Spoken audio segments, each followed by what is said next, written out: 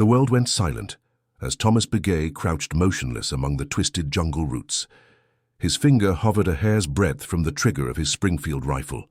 Through the scope, he could make out the Japanese officer gesturing to a group of soldiers, completely unaware of the crosshairs settled on his chest. It was April 12, 1943, and dawn was just breaking over Guadalcanal's northern ridges. The humid air clung to Thomas's skin as beads of sweat threatened to blur his vision. He drew a slow, measured breath. The type of breath his grandfather had taught him would calm the spirit before taking the life of a deer. But this was no deer. This was an enemy who had just ordered the execution of 3 captured Marines. Thomas knew he was too far from his unit's position, nearly 800 yards beyond the lines he'd been ordered to hold. His commanding officer had been explicit. Hold this perimeter. Do not engage beyond the ridge. But from his hidden position, Thomas could see what his superiors could not. His modified canteen sat beside him, its secret contents making this impossible shot possible. The officer's mouth moved as he barked another order. Thomas's finger tightened. The rifle kicked against his shoulder with practiced familiarity. Through his scope, he watched the Japanese officer crumple before the sound of the shot had even reached the enemy position. In the ensuing chaos, he fired 5 more precision shots. 6 officers down. The Japanese soldiers scattered in confusion, abandoning their prisoners. As Thomas melted back into the dense foliage, a grim smile crossed his weathered face. He returned his rifle to its hiding place and secured his modified canteen to his belt. No one in the 1st Marine Division knew that one man's defiance that morning would not only save the lives of 3 American Marines, but would change the way scout snipers operated in the Pacific Theater forever. All because of what he kept stashed inside an ordinary-looking canteen. Thomas Tsinajini Begay was born in a small hogan near Chinle, Arizona, in the heart of the Navajo Reservation, on August 15, 1920. The son of a respected medicine man and a mother who wove some of the finest rugs in the region, Thomas grew up in a traditional Navajo lifestyle that was already becoming increasingly rare in the changing American West. His childhood was spent herding sheep across the dusty mesas and learning the ancient ways of his people, tracking, hunting, and living in harmony with the harsh desert environment. His grandfather, a renowned hunter, would take young Thomas into the high country for days at a time, teaching him to move like a shadow and to understand the language of the wind. The white men have their schools, his grandfather would tell him, but the land is our greatest teacher. By the age of 10, Thomas could track a jackrabbit across bare rock. By 12, he could remain so still while hunting that birds would sometimes land on his shoulders, mistaking him for part of the landscape. These skills, honed in the vast silence of the reservation, would one day make him one of the most lethal scout snipers in the Pacific Campaign. Unlike many of his peers, Thomas attended the government boarding school in Chinle, where he quickly mastered English while carefully preserving his native Diné language. The teachers often remarked on his uncanny ability to solve mathematical problems in his head, a skill that would later serve him well when calculating ballistics in the field. But school was a double-edged sword for Navajo children of his generation. While it opened doors to the wider world, it also subjected them to harsh discipline for speaking their native tongue or practicing traditional customs. They tried to wash the Navajo out of us, Thomas would later recall to his fellow Marines, but they only drove it deeper inside where we could protect it. When Pearl Harbor was attacked on December 7, 1941, Thomas was working as a railroad operator near Flagstaff. Like thousands of other Native Americans who would ultimately serve in World War II, he felt an immediate call to defend a country that had not always treated his people with dignity or respect. He enlisted in the Marine Corps in February 1942 at the age of 21, joining the growing number of Navajos who would serve with distinction. Boot camp at San Diego was a shock to the young man from the reservation. The drill instructors' constant shouting, the rigid schedules, and the crowded barracks were all foreign to someone raised in the open spaces of Arizona.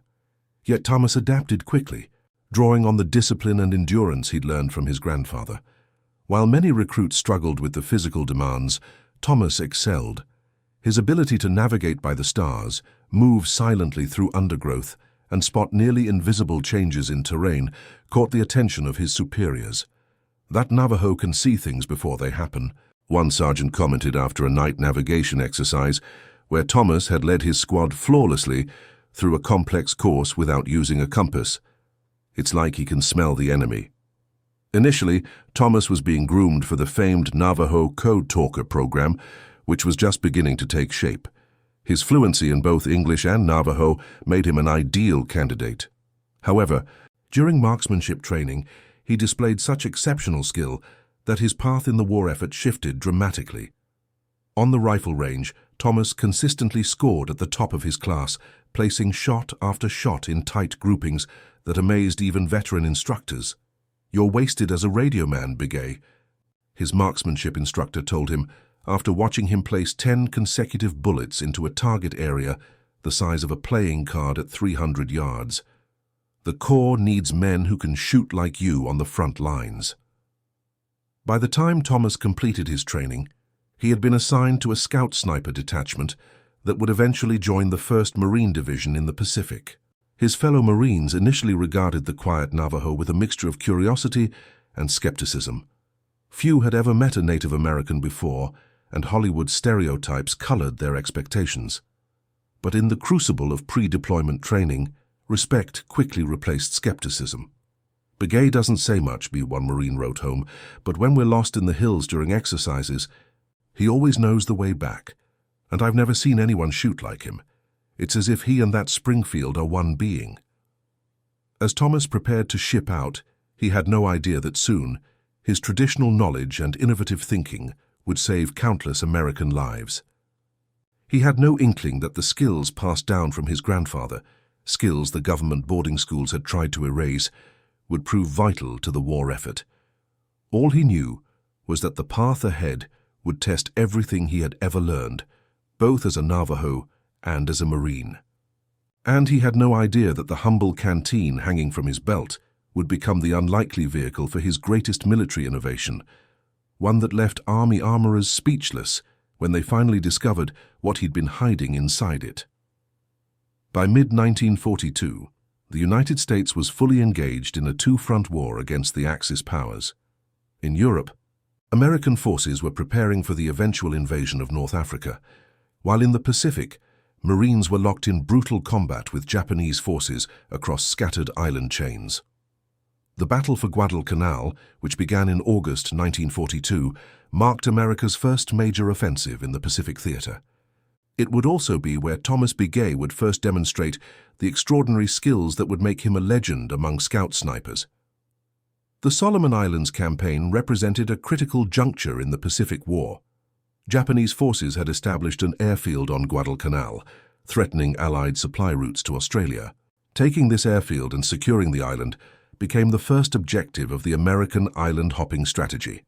The 1st Marine Division, including Thomas's scout sniper detachment, was tasked with the initial landing and subsequent operations.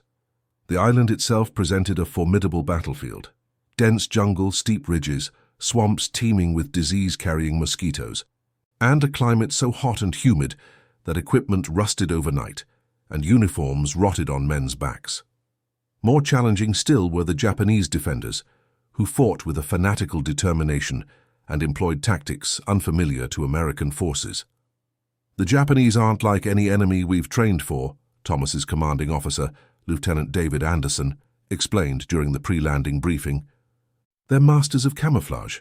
They fight to the death, and they're experts at infiltrating our lines at night. We need eyes out there that can spot them before they spot us." This was where scout snipers like Thomas would prove invaluable. Their mission was twofold: gather intelligence on enemy positions and eliminate high-value targets, such as officers, radio men, and machine gun crews. Operating in two-man teams, they would venture beyond the front lines, sometimes remaining in position for days at a time to monitor enemy movements or set up ambushes. Thomas was paired with Private First Class Michael Sullivan, a former hunting guide from Montana. Sullivan, with his red hair and freckled complexion, was Thomas's physical opposite. But the two men shared an intuitive understanding of terrain and tracking that transcended their different backgrounds. Sullivan would serve as Thomas's spotter, identifying targets and calculating distances, while Thomas handled the shooting. "Between your eyes and my trigger finger," Sullivan told Thomas as they checked their equipment before landing. "Those Japanese officers don't stand a chance." What neither man could have anticipated was how poorly conventional military doctrine would apply in the jungle environment of Guadalcanal.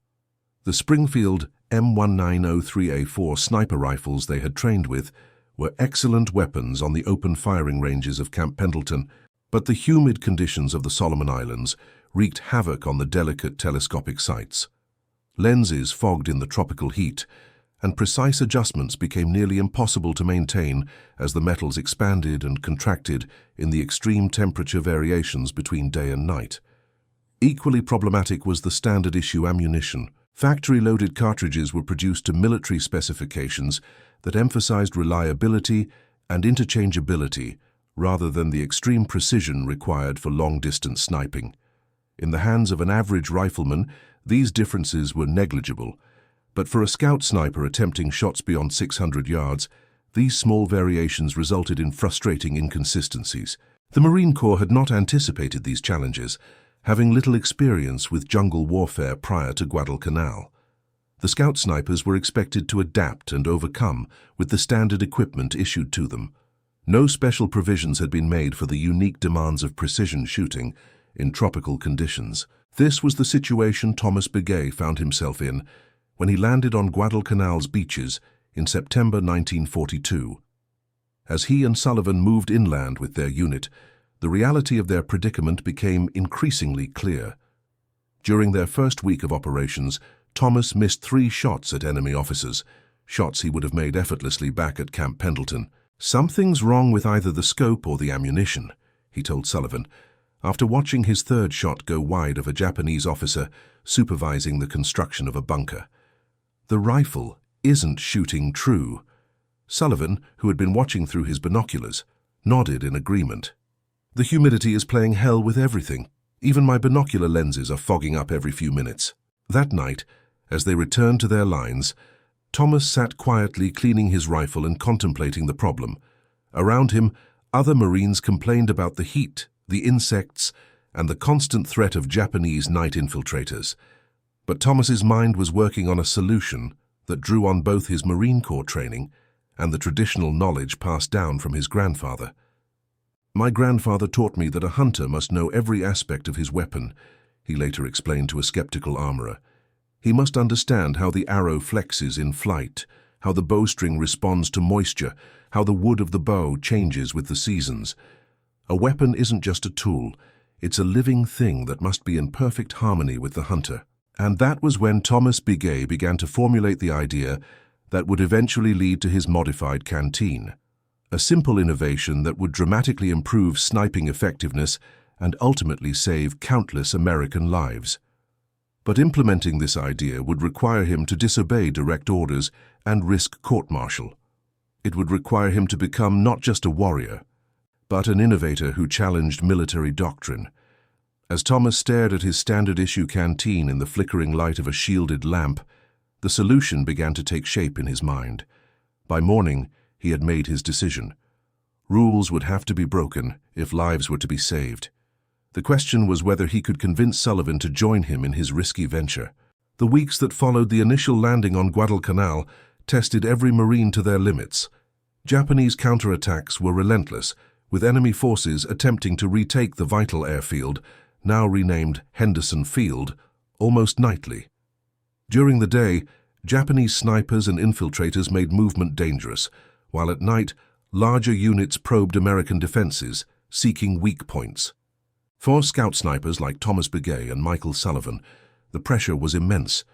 They were expected to venture beyond the perimeter, gather intelligence, and eliminate enemy leaders before they could organize effective attacks. But the environmental challenges continued to hamper their effectiveness. "We've got orders to take out a Japanese observation post on Hill 217 tomorrow," Lieutenant Anderson informed them one evening in early October. "Intelligence says there's a spotter up there, directing artillery fire onto Henderson Field. I need you two to eliminate him and anyone else at that position." Thomas and Sullivan exchanged glances. Hill 217 was nearly 2 miles beyond American lines, in territory regularly patrolled by Japanese forces. More concerning still, The distance would require shots of over 700 yards, well beyond the reliable range of their equipment under current conditions. "Sir, with respect, the scopes aren't holding zero in this humidity," Sullivan said, referring to the tendency of the telescopic sights to lose their calibration. "And the standard ammunition is inconsistent at that range." Lieutenant Anderson's expression hardened. "Those are the orders, Sullivan. Figure it out. Too many planes are getting hit on the airfield because of that observer. He needs to be eliminated." After the lieutenant left, Thomas turned to Sullivan. "It's time I showed you what I've been working on," he said quietly. Leading Sullivan to a secluded spot behind their tent, Thomas pulled out what appeared to be his standard-issue canteen. But when he unscrewed the cap instead of water, he carefully extracted several handcrafted bullets. "What the hell are those?" Sullivan whispered, his eyes widening. "These are why I've been collecting spent cartridges and asking the artillery boys for powder samples," Thomas explained. "I've been making my own ammunition." Sullivan stared in disbelief. "You're hand-loading ammunition in the field? That's against every regulation in the book." Thomas nodded solemnly. "My grandfather taught me that a true hunter makes his own bullets, perfectly balanced for his rifle and the conditions he hunts in. These are precisely measured with powder charges, adjusted for the humidity and temperature here on Guadalcanal." He showed Sullivan how he had modified his canteen, creating a secret compartment that contained not only his handcrafted ammunition, but also the rudimentary tools needed to produce them: a small scale fashioned from scrap metal, miniature powder measures created from spent shell casings, and a set of precision files for adjusting bullet ogives. "I've been testing them during our patrols," Thomas continued. "They fly true even in this humidity, and the groupings are tight enough for 700-yard shots." Sullivan shook his head in amazement. "Where did you learn to do this?" "Some from my grandfather, who made his own bullets for hunting, some from books I read before enlisting, some I figured out myself." Thomas looked directly at his partner. "The question is, are you willing to be my spotter knowing I'm using unauthorized ammunition? If we're caught, we could both face court-martial." Sullivan was silent for a long moment, weighing his obligation to follow regulations against the reality of their mission. Finally, he spoke. "Those pilots at Henderson Field are counting on us. If your magic bullets can take out that observer, then to hell with regulations." Dawn the next morning found the two Marines deep in enemy territory, approaching Hill 217 from the southeast to avoid known Japanese patrol routes. They moved silently through the dense undergrowth, stopping frequently to listen and observe. Thomas led the way, his movements so fluid and quiet that Sullivan sometimes lost sight of him despite being only a few feet behind. "It's like you become part of the jungle," Sullivan whispered during one pause. "My grandfather would have called you Xiaobon. Grey ghost in your language, I think." Thomas smiled slightly but didn't respond. His senses were entirely focused on their surroundings, alert to the smallest signs of enemy presence. By mid-morning, they had reached a position with a clear view of the Japanese observation post, a small bunker constructed of logs and sandbags on the hill's crest. Through his binoculars, Sullivan could make out two figures moving around the position. 720 yards, he murmured after checking the range. "Wind from the southeast, about 5 miles per hour. Temperature approximately 85 degrees. Thomas nodded and carefully set up his rifle on a stable rest made from a fallen branch. From his modified canteen, he extracted one of his handcrafted bullets and loaded it into the chamber. Then he settled behind the scope, controlling his breathing as he had been taught by both his Marine instructors and his grandfather. "Target is moving left to right," Sullivan whispered. "Officer with binoculars, 500. The crack of the rifle interrupted him.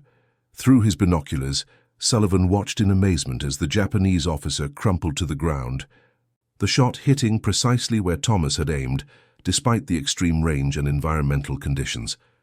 "My God," Sullivan breathed. "Perfect shot." Before the second Japanese soldier could react, Thomas had chambered another round and fired again. This shot too found its mark. The observation post was neutralized. "We should move," Thomas said calmly, already packing up his equipment. "They'll send a patrol to investigate the shots. As they made their way back to American lines, Sullivan couldn't contain his amazement. "Those handloads of yours are incredible. You just made 2 shots that should have been impossible with our issue ammunition." Thomas adjusted the modified canteen on his belt. "The old ways and the new working together. My grandfather would be pleased." What neither man realized was that this successful mission would be just the beginning. In the months to come, Thomas Begay's modified canteen and the precision ammunition it contained would change the face of scout sniper operations in the Pacific Theater and eventually lead to a confrontation with military authorities that would test not only his courage, but his identity as both a Navajo and a Marine. By December 1942, word of Thomas Begay's extraordinary success as a scout sniper had spread throughout the 1st Marine Division. While other sniper teams struggled with equipment limitations in the harsh jungle environment, Thomas and Sullivan consistently completed their missions with remarkable precision. Their success rate was more than double that of any other team, with confirmed eliminations of 23 Japanese officers and specialists in just 3 months. What remained secret, however, was the source of their success. Only Sullivan knew about the modified canteen and the handcrafted ammunition it contained. To everyone else, Thomas simply appeared to possess uncanny skill, which many attributed to his Native American heritage. "It's that Navajo magic," one Marine joked, after Thomas eliminated a Japanese machine gunner at over 600 yards during a critical assault on enemy ridge. "Begay probably does some kind of spirit dance before each mission." Thomas neither confirmed nor denied such speculation, maintaining the quiet dignity that had become his trademark. But privately, the pressure of maintaining his secret weighed heavily on him.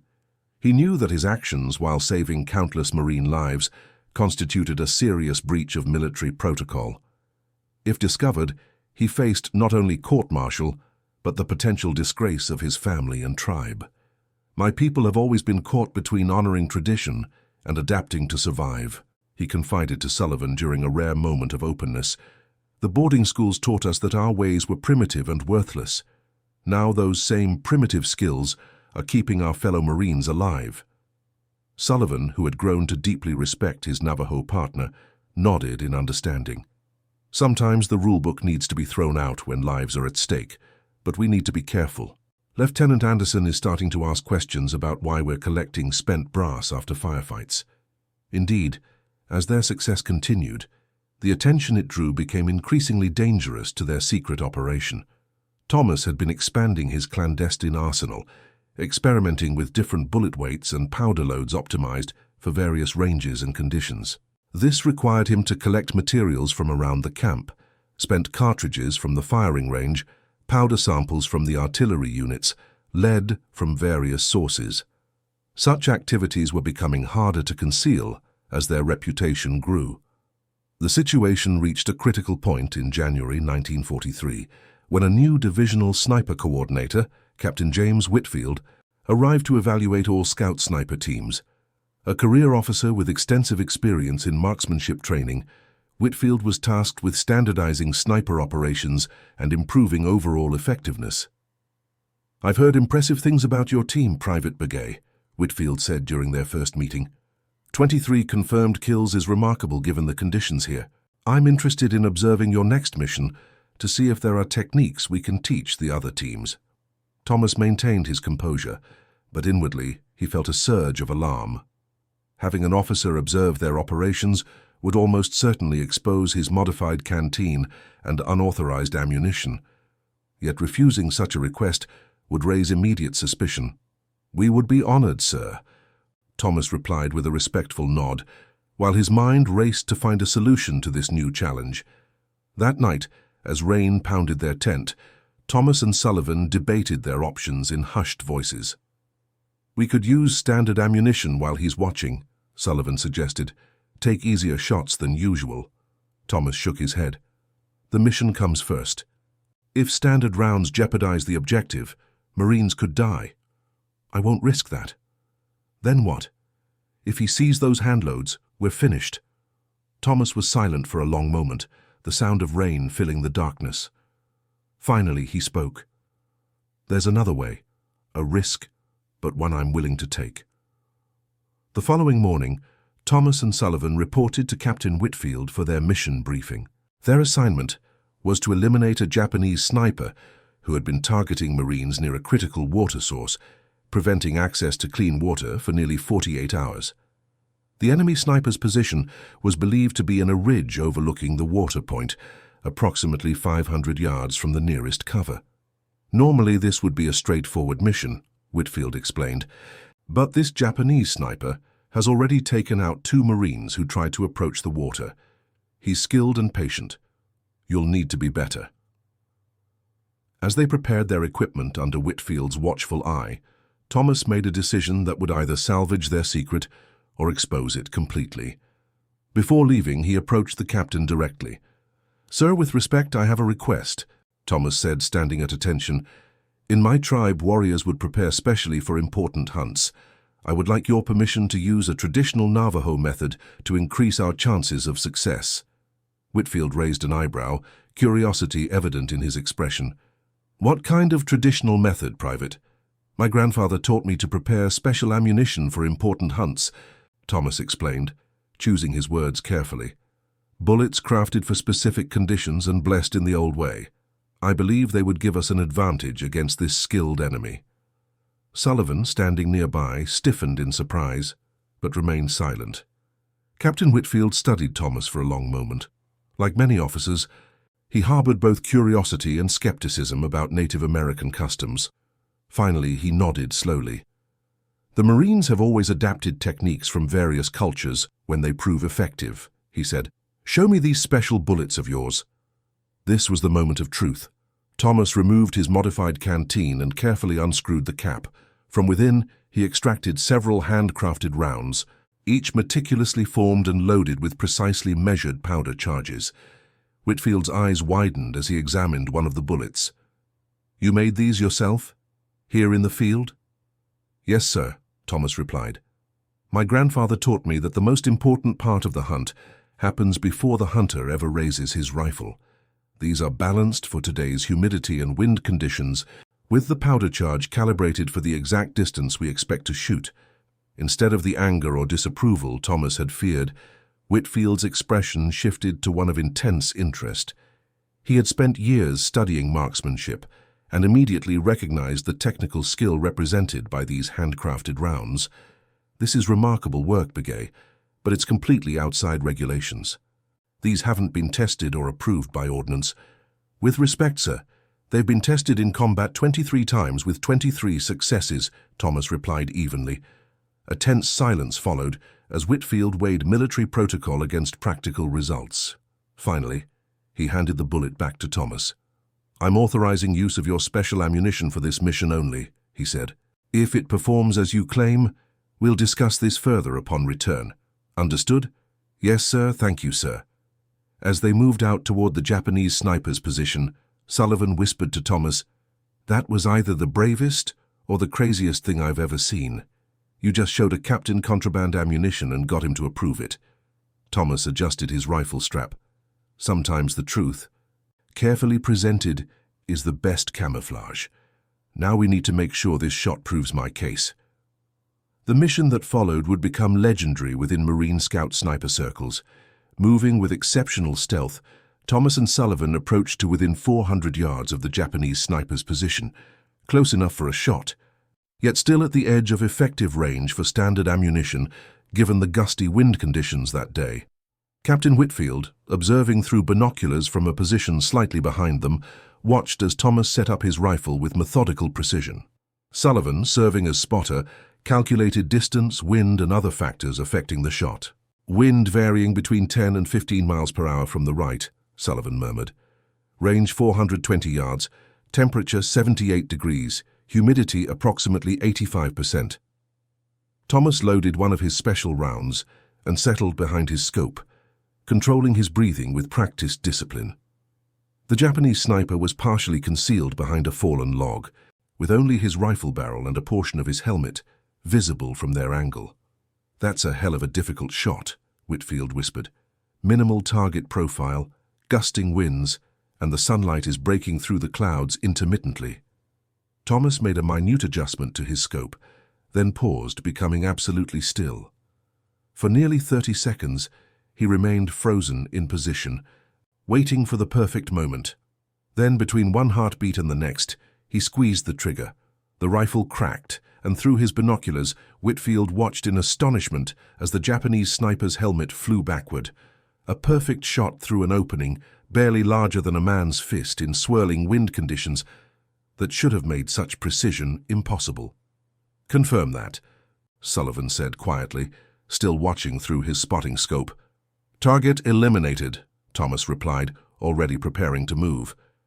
Captain Whitfield said nothing until they had returned safely to American lines. Then, in the privacy of his tent, he confronted Thomas directly. "That shot was—" He paused, searching for the right word. "Extraordinary, beyond what should be possible with standard equipment under those conditions." He fixed Thomas with a penetrating stare. "I want the complete truth now, Private. This isn't just about special bullets, is it?" Thomas stood at attention, facing the moment he had long dreaded. Yet the success of the mission and Whitfield's obvious appreciation for marksmanship gave him hope. "No, sir," he replied. "It's about applying traditional knowledge to modern warfare. My grandfather taught me that a true hunter understands every aspect of the hunt, the weapon, the ammunition, the conditions, and the quarry. What I've done is combine that traditional knowledge with what I've learned as a Marine." Thomas explained his modified canteen in detail, how he had created a waterproof compartment containing not just handcrafted ammunition, but the tools needed to produce it in the field. He described his methods for reclaiming powder from spent artillery shells, for reshaping bullets to improve aerodynamics, and for precisely measuring loads based on environmental conditions. "In the boarding school they punished us for speaking our language or practicing our traditions," Thomas said, a rare emotion entering his voice. "They told us our ways were primitive and useless in the modern world, but those same primitive skills are now helping win this war." Whitfield listened in silence, his expression unreadable. When Thomas finished, the captain rose and paced the small tent for several moments. Finally, he turned back to face the Navajo scout sniper. "What you've done violates at least 6 different regulations," he said evenly. "Under normal circumstances, it would mean immediate court-martial." Thomas remained at attention, his face composed despite the sentence hanging over him. "However," Whitfield continued, "these are not normal circumstances. Your methods, unorthodox as they are, have proven extraordinarily effective." He paused, seeming to wrestle with the decision. "I believe the Marine Corps needs to adapt to battlefield realities, not cling rigidly to pre-war doctrine." What happened next would transform not only Thomas Begay's war experience, but the entire approach to scout sniper operations in the Pacific Theater, and create a legacy that would influence military marksmanship for decades to come. Captain Whitfield did something unprecedented. Rather than reporting Thomas for his unauthorized modifications, he arranged a private demonstration for Colonel Merritt Edson, commanding officer of the 1st Marine Raider Battalion, and a passionate advocate for innovative infantry tactics. Edson, who had earned a Distinguished Marksman badge before the war, immediately grasped the significance of Thomas's innovations. "Begay, what you've created here isn't just a modification, it's a breakthrough," Edson declared after watching Thomas demonstrate his hand-loading techniques and the resulting precision at ranges that had previously been considered unreliable with standard equipment. Within weeks, a unique experiment was underway. Under Edson's authority, Thomas was assigned to create a special training program for select scout snipers. His modified canteen design was officially documented and reproduced by Marine armorers, who were initially skeptical but quickly became enthusiastic supporters once they saw the results. "When they first brought that canteen to me, I thought it was some kind of joke," Chief Armorer Samuel Jenkins later recalled, a Navajo private with no formal training designing specialized sniper equipment. "But when I saw the craftsmanship, the precision of those handloads, I was speechless. It was genius in its simplicity." By March 1943, as American forces were securing Guadalcanal and preparing for the next phase of island-hopping operations, a small cadre of scout snipers equipped with Begay canteens were demonstrating unprecedented effectiveness. Their success rates at extended ranges nearly tripled, dramatically reducing casualties among advancing Marine units by eliminating Japanese machine gun nests and command personnel before they could organize effective resistance. For Thomas, this official recognition brought both pride and a deep sense of validation. The traditional knowledge that government schools had tried to eradicate was now officially embraced by the Marine Corps as valuable tactical innovation. Yet he remained humble, continuing to serve on the front lines and refining his techniques with each mission. "My grandfather told me that knowledge belongs to those who will use it wisely," he explained to a group of snipers he was training. "The bullet is just a small piece of metal until it is shaped with purpose and intent. The same is true of the warrior who fires it." By late April 1943, Thomas's reputation had grown to near mythic proportions. Japanese forces had learned to fear the uncanny accuracy of American snipers, particularly around dawn and dusk when Thomas preferred to hunt. Officers were afraid to stand in the open for even moments, severely hampering their ability to command effectively. It was during this period that Thomas faced his greatest test, a mission so challenging that even with his specialized equipment and extraordinary skills, success seemed unlikely.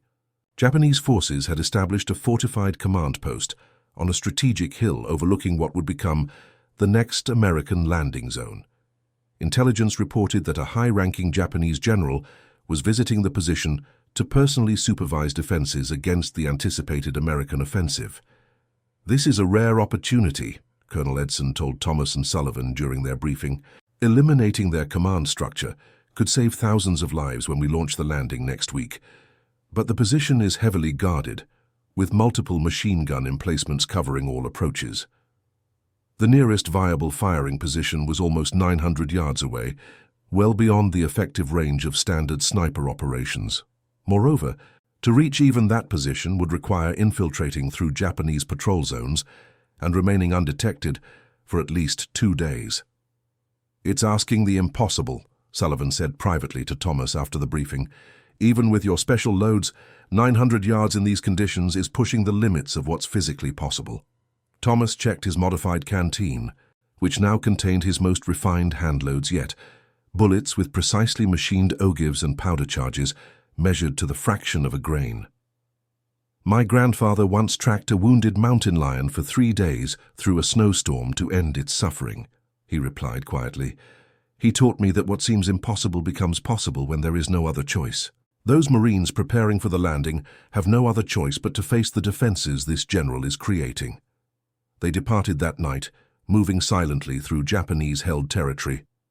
For 2 days, they navigated enemy patrol routes, sometimes lying motionless for hours, as Japanese soldiers passed within feet of their position. They ate cold rations and collected dew for water, making no fires and leaving no trace of their passage. Dawn of the 3rd day found them in position on a rocky outcropping with a clear line of sight to the Japanese command post. Through his spotting scope, Sullivan could make out increased activity around a central bunker. "I think they're preparing for some kind of inspection or ceremony," he whispered. "Range 870 yards. Wind from the east at approximately 3 miles per hour. Temperature 72 degrees. Thomas loaded one of his special rounds and settled behind his scope, adjusting for the extreme distance. He knew that at this range, even the slightest miscalculation would result in a miss. The bullet would drop nearly 20 feet during its flight and be pushed several feet sideways by the wind. Even the Earth's rotation would affect the bullet's path at this distance. For nearly an hour, he observed the Japanese position, studying the patterns of movement and waiting for his target to appear. His breathing slowed, his heartbeat steadied, and his focus narrowed until nothing existed but the distant image in his scope. Then, shortly after 7 o'clock, a staff car arrived at the command post. A Japanese officer emerged, surrounded by aides. Even at this distance, the general's distinctive uniform and the deference shown to him by the others made his identity clear. "That's him," Sullivan confirmed, watching through his spotting scope. "He's inspecting the perimeter defenses, moving left to right, approximately 3 miles per hour. Thomas made a final adjustment to his scope, compensating for the target's movement. Then he began to squeeze the trigger, applying pressure with glacial slowness to avoid disturbing the rifle's position. The world contracted to a single point of focus as he timed his shot between heartbeats. The rifle's report echoed across the valley. Through his scope, Thomas watched as the Japanese general collapsed. Before the stunned aides could react, he had chambered another round and eliminated the second in command. A third shot dispatched the communications officer reaching for a field telephone. In the chaos that followed, the Japanese forces scattered, seeking cover from a threat they couldn't locate. By the time they organized a response, Thomas and Sullivan were already moving back toward American lines, leaving no trace of their firing position. The success of this mission would later be credited with saving an estimated 3,000 Marine lives during the subsequent landing operation. With their command structure decimated and their defensive plans in disarray, Japanese forces were unable to coordinate an effective response to the American assault. For Thomas Begay, however, the mission's true significance went beyond military objectives. It represented the perfect synthesis of his dual identity as a Navajo and a Marine. Traditional knowledge and modern warfare combined to achieve what neither could have accomplished alone. When they returned to base, Colonel Edson personally debriefed them. After hearing their report, he sat in silence for a long moment. Then he looked directly at Thomas. "Private Begay, what you've accomplished goes beyond extraordinary marksmanship," he said finally. "You've changed how we think about the role of scout snipers in modern warfare.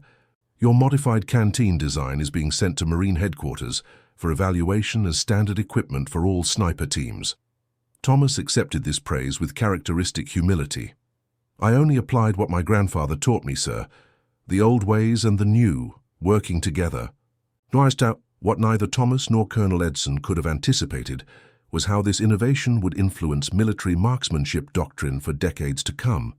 The Begay method of environment-specific hand-loading would eventually be incorporated into specialized sniper training programs across all branches of the U.S. military, while the concept of the modified canteen would evolve into the specialized toolkits issued to modern special operations snipers. But that legacy lay in the future. For Thomas Begay, there were still battles to be fought, fellow Marines to protect, and a long journey home to the reservation where his grandfather waited to hear the story of how the traditional knowledge he had passed down had helped turn the tide of a global war. As American forces continued their island-hopping campaign across the Pacific, Thomas Begay's reputation grew to legendary status. His modified canteen design was officially adopted by Marine scout sniper teams throughout the Pacific Theater, and he was promoted to the rank of sergeant in recognition of his contributions.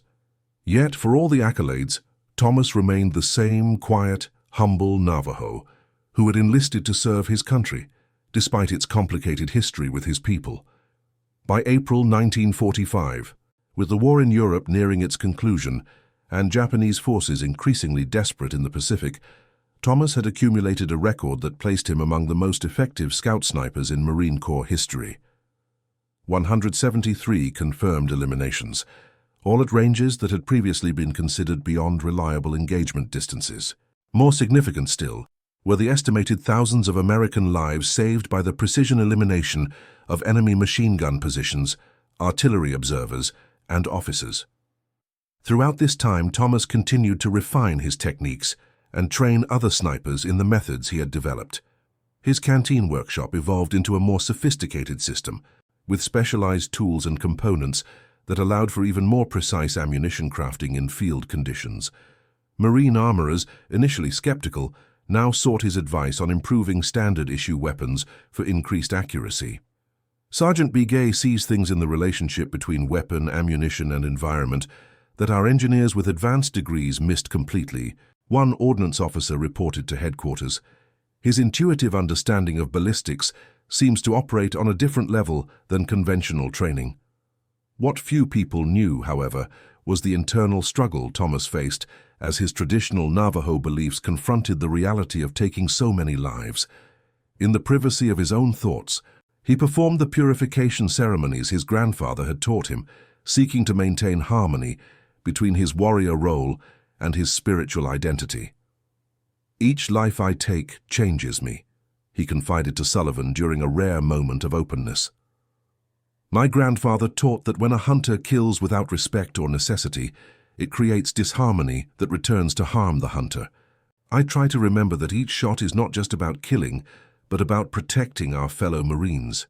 As the war entered its final phases, Thomas's skills were put to their greatest test during the Battle of Okinawa.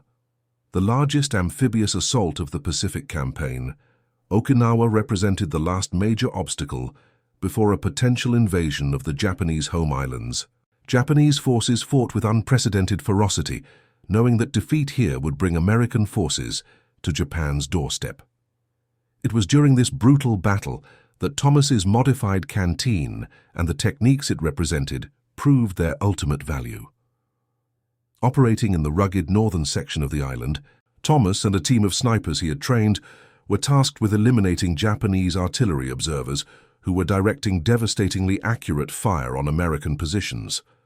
The terrain was unlike anything they had previously encountered, a complex mixture of limestone ridges, dense vegetation and cave systems that Japanese forces had converted into interlocking defensive positions.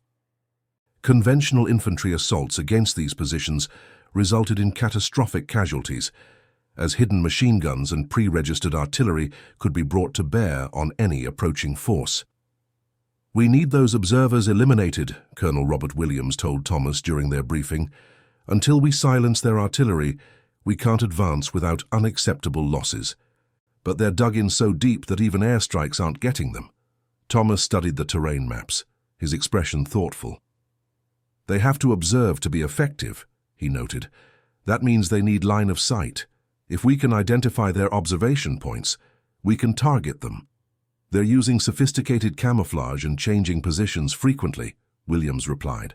"Our counter-battery radar indicates their observers are somewhere on these ridges, but we can't pinpoint them." Thomas considered this problem, drawing on both his Marine training and his traditional Navajo hunting skills. "When tracking an animal that knows it's being hunted, you don't look for the animal itself," he said finally. "You look for what it needs: water, food, paths of movement. These observers need communication with their artillery. They need visibility, and they need security from our patrols." This insight led to a new approach.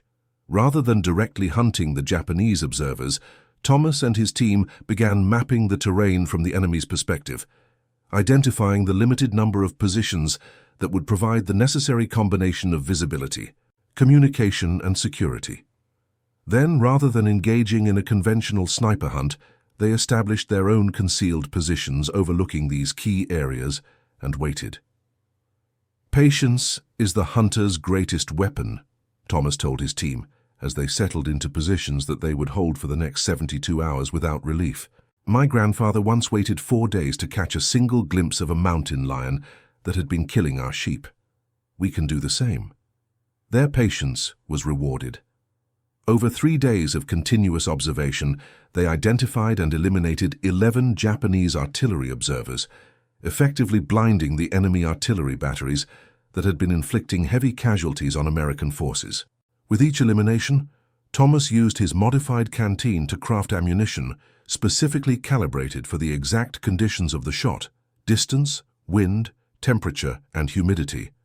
The success of this operation opened the way for American forces to advance through a sector that had previously been considered impassable without massive casualties.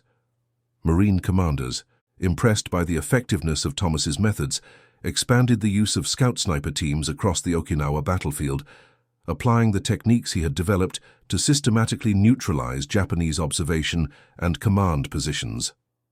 By June 1945, as American forces secured the southern portion of Okinawa and victory seemed increasingly certain, Thomas received unexpected news. He was being rotated back to the United States to assist in the development of a formal training program for Marine scout snipers based on the methods he had pioneered. "Your contributions have been too valuable to risk you in further combat," Colonel Williams explained. "The Corps needs you to train the next generation of scout snipers. Your techniques could be critical in the invasion of Japan if it comes to that." For Thomas, the news brought mixed emotions. Part of him felt relief at the prospect of leaving the brutal Pacific battlefield. Yet another part felt a deep responsibility toward the Marines who would continue fighting without him. "My grandfather taught me that a warrior's duty doesn't end until all his people are safe," he told Sullivan as they prepared to part ways after nearly 3 years of service together. Sullivan clasped his hand firmly. "You've done more than your share, Thomas. The techniques you've developed will keep saving lives long after you've gone. That's a legacy few warriors can claim." Before departing Okinawa, Thomas performed one final act that symbolized the bridge he had built between his Navajo heritage and his Marine identity. He gathered the scout snipers he had trained, including several Native Americans from different tribes, and conducted a modified version of a traditional Navajo blessing ceremony. "The weapon is an extension of the warrior," he told them, echoing his grandfather's teachings. "But the warrior's greatest strength comes from here," he pointed to his head, "and here." He pointed to his heart. "Remember that each shot you take carries your intention. Make sure that intention remains pure, to protect your fellow Marines and bring this war to a swift conclusion." Thomas Begay returned to the United States in July 1945, arriving at Camp Pendleton to begin developing the sniper training program. Within weeks, however, the atomic bombings of Hiroshima and Nagasaki brought the war to an unexpected conclusion. Japan surrendered on August 15, 1945, coincidentally, Thomas's 25th birthday. With the war's end, the immediate urgency for expanded sniper training diminished. Yet the Marine Corps leadership, recognizing the value of the techniques Thomas had developed, ensured that his innovations were documented and incorporated into post-war training doctrine. The modified canteen design was officially catalogued by Marine ordnance specialists and became the basis for specialized sniper toolkits that would be used in future conflicts.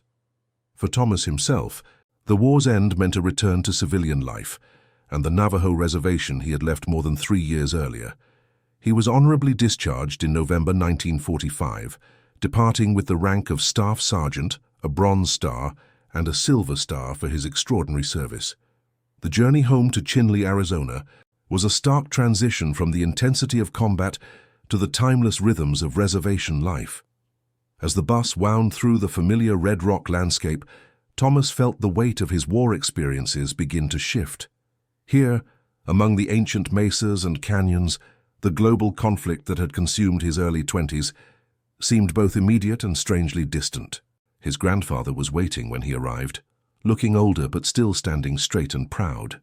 The old man embraced him without words, then stepped back to study his grandson's face. "You have walked in dangerous places," he said finally in Navajo. "I see the shadows in your eyes, but you have returned, and now we must restore harmony." In the days that followed, Thomas underwent traditional purification ceremonies to cleanse the spiritual effects of combat and taking life. His grandfather, recognizing the depth of Thomas's experiences, adapted ancient healing practices to address the modern condition that would later be called combat stress or post-traumatic stress. "The white doctors have their medicine for the body," the old man explained, "but our ways heal the spirit. A warrior must be cleansed of battle, or the war will continue inside him long after peace has been declared." Gradually, Thomas reintegrated into reservation life. He found work as a railroad operator again, the same job he had left to enlist after Pearl Harbor. But he also became an informal teacher, sharing practical skills with young Navajo men, while carefully avoiding direct discussion of his combat experiences. What Thomas didn't know was that his innovations were continuing to influence military doctrine. In 1947, the Marine Corps Sniper School formally incorporated the Begay method of environment-specific handloading into its curriculum. By 1950, during the Korean War, modified versions of his canteen design were standard issue for Marine Scout snipers, who credited the equipment with dramatically improving their effectiveness in the mountainous Korean terrain. It wasn't until 1962 that Thomas received formal recognition for his contributions.